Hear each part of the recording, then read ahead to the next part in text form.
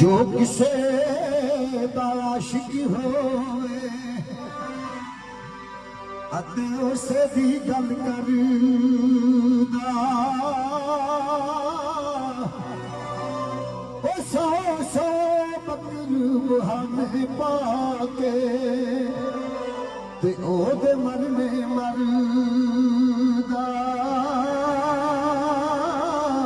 ओ लहुड़िया हवाले रब दे ते मिले नी चार दिना दे उस दिन ईद मुबारक होसी अब जिस दिन फिर मिलांगे ओ जिस दिन फिर